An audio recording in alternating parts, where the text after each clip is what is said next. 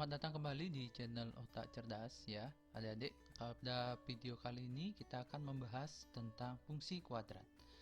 Nah, ada beberapa hal yang memang kita perlu pahami berkaitan dengan konsep fungsi kuadrat ya. Kita mulai dari bentuk umum ya. Bentuk umum dari fungsi kuadrat itu adalah fx sama dengan ax kuadrat plus bx plus c ya. Dimana a itu tidak boleh sama dengan 0. Kenapa A tidak boleh sama dengan 0 adik-adik ya? Ketika A ini 0 ya, ini 0, maka nilai AX kuadrat ini adalah 0. Sehingga kalau kita tuliskan Fx akan sama dengan Bx plus C. Nah, kalau bentuknya jadinya seperti ini bukan fungsi kuadrat ya. Yang ini itu adalah fungsi linier namanya ya. Nah, fungsi kuadrat itu grafiknya akan seperti ini ya. Namanya kurva parabola. Nah, jadi bisa lihat grafik yang warna kuning ya. Jadi dia akan melengkung seperti parabola. Itulah grafik fungsi kuadrat. Karena kita menggambarnya dalam sebuah koordinat kartesius, maka fx itu ya biasanya disimbolkan dengan y. Jadi nilai fx itu sama dengan nilai pada y. Sehingga bentuk umum persamaan kuadrat ini dituliskan y sama dengan ax kuadrat plus bx plus c. Ya, seperti ini jadinya. Dalam fungsi kuadrat ya kita tetap harus pahami dan ingat antara A, B, dan C ya, dimana A itu adalah koefisien dari X kuadrat, B itu koefisien dari X, dan C adalah konstanta. Karena nilai-nilai ini sangat berperan penting sekali di dalam kita belajar fungsi kuadrat. Ini contoh dari fungsi kuadrat ya, ada 4 di sini. Nah, ciri fungsi kuadrat itu kalau kalian perhatikan ada ini ya. Nah, ada X kuadratnya. Jadi semua itu ada variabel berpangkat 2. Seperti ini.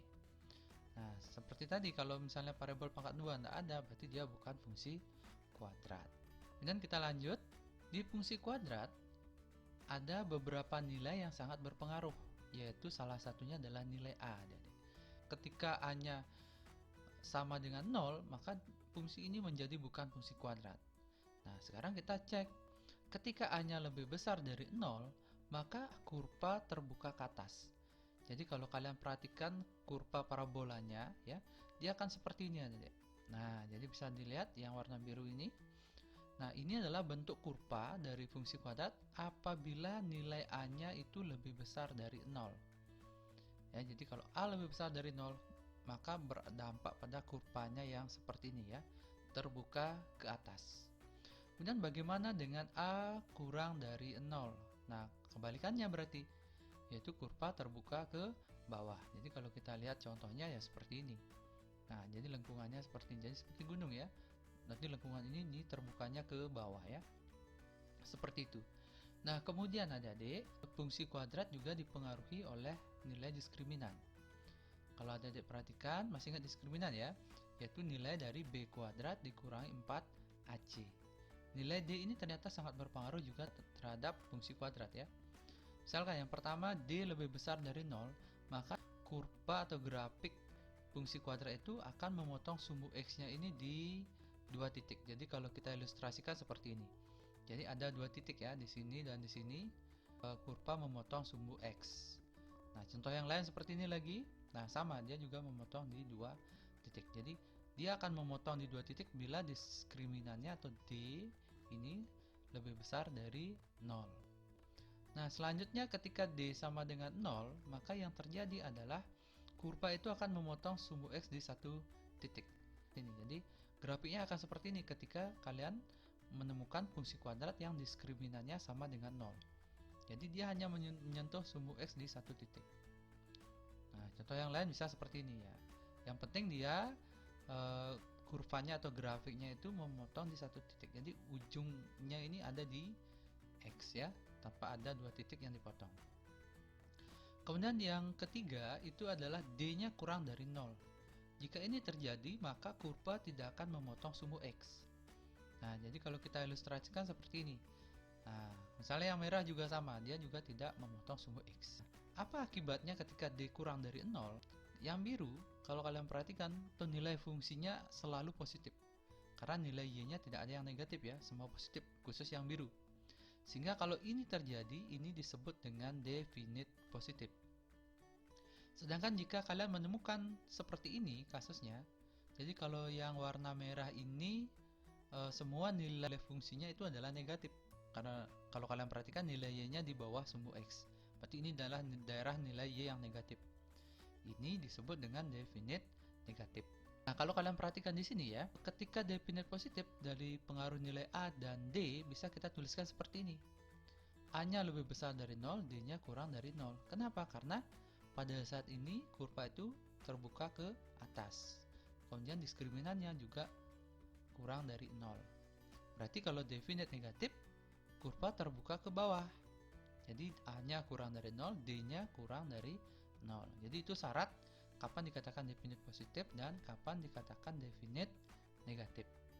Yang perlu kalian perhatikan pada fungsi kuadrat. Yang pertama itu namanya adalah titik potong sumbu koordinat. Nah, di sini kan kita punya ada dua sumbu ya, sumbu x dan sumbu y. Nah, nilai-nilai titik potong itu bisa kita cari seperti ini adik-adik. Nah, titik potong terhadap sumbu y itu akan terjadi ketika x-nya sama dengan 0. Nah, kalau kalian perhatikan x sama dengan 0, berarti di persamaan ini ya, kalau kalian perhatikan di persamaan ini, x-nya kalian ganti 0, ini akan menjadi 0. Ini pun akan menjadi 0 ya. Sehingga yang tersisa adalah c, konstanta. Sehingga pada saat titik potong terhadap sumbu y, x-nya 0, maka y-nya akan sama dengan nilai c. Jadi kita bisa tuliskan titik potong itu adalah 0, c. Ini titik koordinat titik potong terhadap sumbu y. Gitu ya. Nah, kemudian yang kedua ada titik potong terhadap sumbu x. Nah, sumbu x-nya ya, titik potong terhadap sumbu x itu terjadi saat y-nya yang 0. Nah, seperti itu.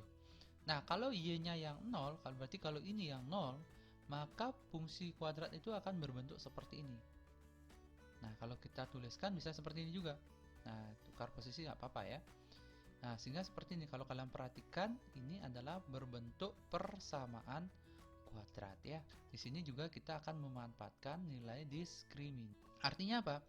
Ketika D-nya lebih besar dari 0, nah kan gitu ya. Artinya kan kalau kita belajar persamaan kuadrat, D lebih besar dari 0, maka akan ada dua nilai X atau X1 dan X2 yang berbeda ya. Nah, di sini juga sama. Jika diskriminannya lebih besar dari 0, maka kalian akan menemukan dua titik potong. Nah, karena kita dari sini akan mendapatkan X1 dan X2 yang berbeda, maka titik potongnya adalah X1,0 karena Y-nya 0 dan X2,0. Jadi akan ada dua ya. Nah, kalau kita lihat di gambar, nah, Anda bisa perhatikan gambar yang warna biru ya. Nah, ini adalah titiknya. Nah, ini bisa kita misalkan sebagai X1,0 dan yang ini yang X2,0. Seperti itu adik-adik ya. Ini adalah titik potong terhadap sumbu Y yaitu 0, C. Ini posisi titik 0, C. Kalau grafiknya ini ya. Kemudian yang berikutnya ketika D sama dengan 0. Nah, kalau di persamaan kuadrat D sama dengan 0, maka penyelesaiannya hanya ada satu ya. Berarti di sini juga sama. Berarti di sini kalian hanya mendapat satu titik potong ya. Kita sebut sebagai X1,0. Jadi hanya ada satu titik. Nah, seperti ini ya, sama seperti yang tadi.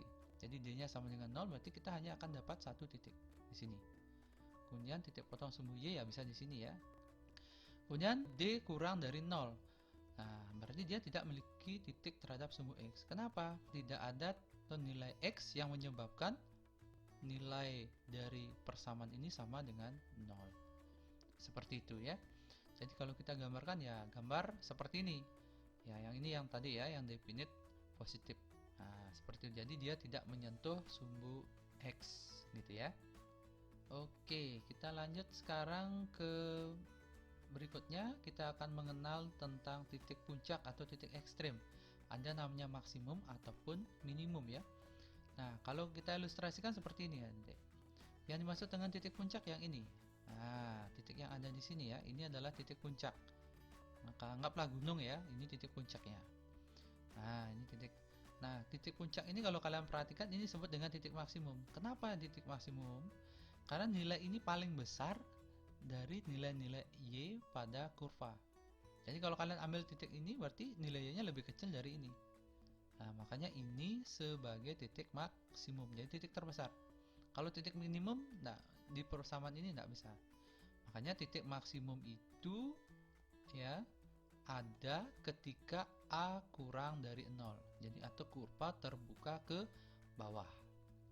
Itu ya. Nah, kalau kita lihat gambar grafik yang warna biru, nah kita punya titik ini. Nah, titik puncaknya ya. Ini disebut dengan titik minimum. Kenapa minimum? Ya, karena nilai ini paling kecil dari semua nilai Y pada kurva. Sehingga di sini kalau kalian perhatikan kurva terbuka ke atas. Jadi kalian akan mendapatkan nilai maksimum jika nilai A kurang dari 0. Kalian akan mendapatkan nilai minimum jika A-nya lebih besar dari 0. Jadi kalian bisa membedakan apakah titik puncak atau titik ekstrim dari sebuah fungsi kuadrat itu maksimum atau minimum. Itu dilihat dari nilai A. Seperti itu ya. Jadi sangat penting sekali nilai A ya. Kalau misalkan sekarang titik puncak atau titik maksimum minimum itu kita sebut sebagai XP YP ya. X puncak, YP. Jadi ini koordinat titiknya.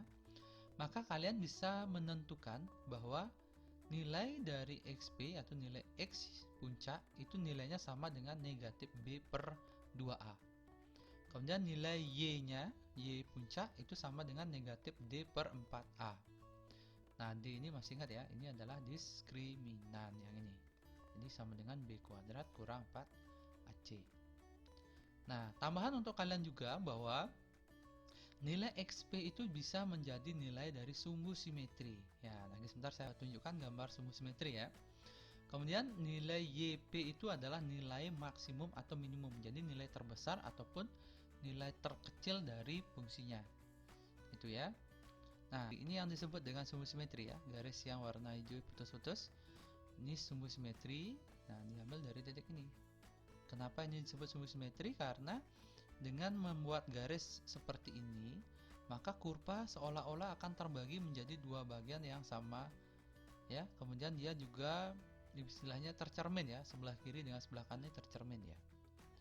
Nah, persamaan sumbu simetri itu nanti kita bisa tulis seperti ini. X sama dengan XP. Jadi berapa nilai XP itu sama dengan nilai dari negatif B per 2A. Sedangkan kalau kalian ditanya berapa nilai maksimum atau minimum dari sebuah fungsi, itu dicari dengan rumus ini, ingat ya, nilainya. Oke, itu beberapa hal yang memang ada pada konsep fungsi kuadrat. Nah, sekarang kita coba terapkan pada soal ya. Nah, misalkan kita punya soal seperti ini. Diketahui sebuah fungsi kuadrat Y sama dengan X kuadrat kurang 4X tambah 3. Nah, dimana XY itu bilangan real ya. Pertanyaannya, apakah kurva grafik fungsi tersebut ke atas atau ke bawah? Kemudian titik potong terhadap sumbu X dan sumbu Y-nya. Persamaan sumbu simetri. Nilai maksimum atau minimumnya. Titik puncak. Oke. Sebenarnya gampang ya kalau kita sudah pahami konsepnya tadi. Tentu pertama yang kalian tentukan ini. Berapa nilai A, nilai B, dan C dari persamaan ini ya. Itu yang kita tentukan dulu. Selanjutnya yang A itu sebenarnya kita bisa jawab dengan mudah. Apakah grafik fungsi terbuka ke atas atau ke bawah? Nilai yang kita perhatikan adalah nilai A. Gitu ya. Kalau nilai A di sini ternyata lebih besar dari 0. A-nya lebih besar dari 0. 1 ya. Kalau A lebih besar dari 0 berarti grafik terbuka ke atas gitu. Jadi konsep yang tadi. Oke, lanjut yang nomor 2. Tentukan titik potong terhadap sumbu X dan sumbu Y. Nah, kalau ini kita mulai dari yang termudah dulu deh. Sumbu Y ya. Titik potong terhadap sumbu Y berarti pada saat itu X-nya 0. X-nya 0 dan titik potongnya adalah 0, C. Sedangkan nilai C sini adalah 3 ya. Berarti titiknya sama dengan 0,3 ya. Titik potong sumbu Y adalah 0,3. Kemudian titik potong terhadap sumbu X itu diperoleh ketika Y-nya sama dengan 0. Jadi Y ini 0. Sehingga kita punya persamaan X kuadrat kurang 4X tambah 3 sama dengan 0. Nah, ini juga sering disebut dengan pembuat nol fungsi ya. Jadi disebut dengan pembuat nol fungsi. Nah, kalau kalian ingin menemukan titik potong, pertama pasti kita perlu tentukan diskriminan ya. Tentukan dulu diskriminannya. Jadi kalau kalian perhatikan diskriminan adalah B kuadrat kurang 4AC. Jadi dengan substitusi nilai B, A, dan C ke persamaan ya. Jadinya seperti ini, negatif 4 kuadrat kurang 4, A-nya 1, B-nya negatif 4 ya. Kemudian C-nya 3. Sehingga hasilnya nanti akan menjadi 16 dikurangi 12 atau sama dengan 4. Itu artinya nilai diskriminannya lebih besar dari 0. Nah, kalau dia lebih besar dari 0 berarti kita akan menemukan ada 2 titik potong. Ayo, sekarang kita cari. Dengan rumus ya, X1 X2 adalah negatif B plus minus akar D per 2A. Ya, coba diingat kembali ya. Ini sudah pernah kita bahas. Kemudian kita substitusi nilainya, B-nya negatif 4. Kemudian diskriminannya adalah 4 ya, kita sudah dapat 4 per 2 kali A-nya 1.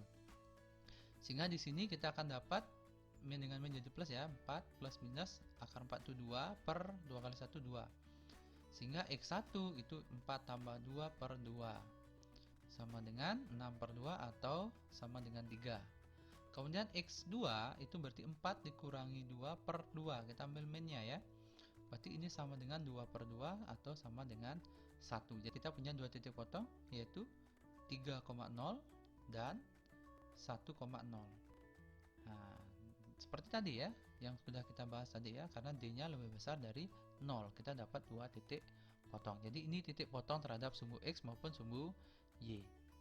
Selanjutnya yang ke C itu persamaan sumbu simetri. Nah, yang kita ketahui bahwa persamaan sumbu simetri X sama dengan XP ya. X sama dengan XP. Terus XP-nya berapa? Nah, XP-nya adalah min B per 2A. Nah, jadi kalau dia sama dengan min B per 2A, kita tinggal masukkan aja lagi nilai A dan B ya. Jadinya seperti ini. Nah, sehingga min dengan min jadi plus 4 dibagi 2 kali 1 2 ya. 4 bagi 2 hasilnya 2. Jadi persamaan sumbu simetrinya kita tulis gini, X sama dengan 2. Seperti itu. Oke, saya yakin adik-adik bisa ya. Kemudian kita lanjut yang D ya, nilai maksimum atau minimum. Nah, nilai maksimum atau minimum itu kita sebut sebagai YP. Ya, nilainya sama dengan YP. Nah, sehingga YP itu sama dengan, kalau tadi rumusnya adalah min D per 4A. Nah, berarti min dari D-nya kita tahu 4. Ini 4 ya. Kemudian 4 kali 1, 4 kali 1 ya 4. Sehingga hasil ini sama dengan negatif 1. Sehingga nilai minimum dari fungsi adalah negatif 1. Jadi kenapa minimum? Nah, ingat kembali ya, kenapa minimum? Karena A-nya lebih besar dari 0 ya. Seperti yang tadi yang kita bahas ya.